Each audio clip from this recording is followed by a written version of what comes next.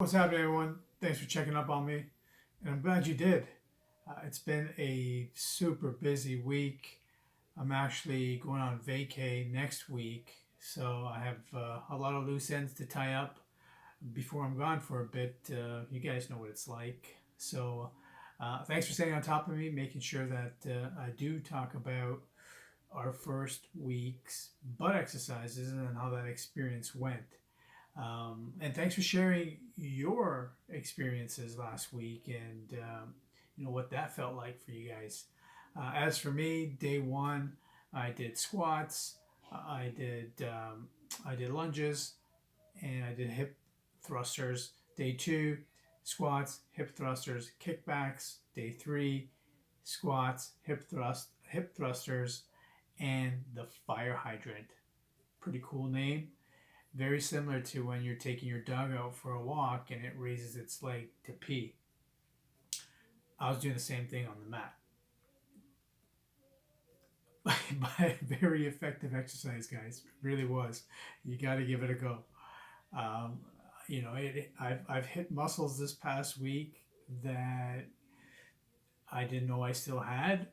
Or I didn't even know some of them were even there. So very unique feel this past week. But I'm glad we got a chance to reactivate and re-engage those muscles that we need to continues to help us with our mobility as we continue to grow.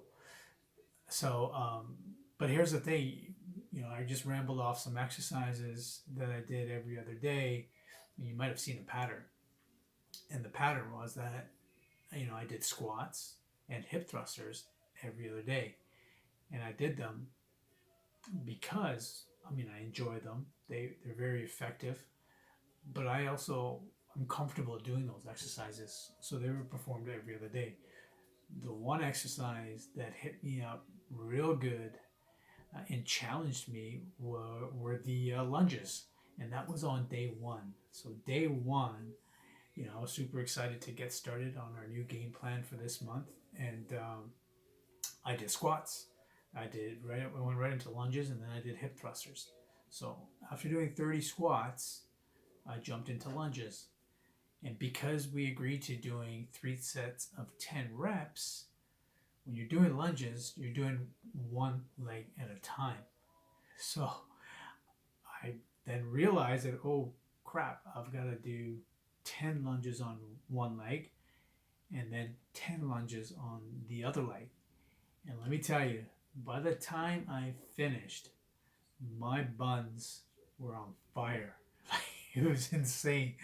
Really, I even had broke out into a little bit of a sweat. But it was a really effective day one.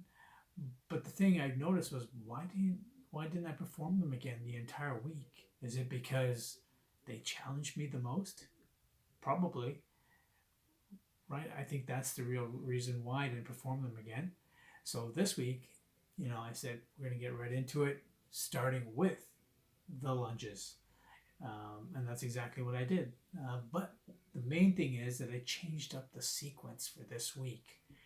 So, meaning instead of doing squats first, I did lunges first, then I did squats, and then I did hip thrusters. And sometimes, you know what, guys? That's all we need to do. We don't need to add more weight. We don't need to always increase the repetitions. We just need to change the sequence of our exercises. Reason being, because our bodies are super smart.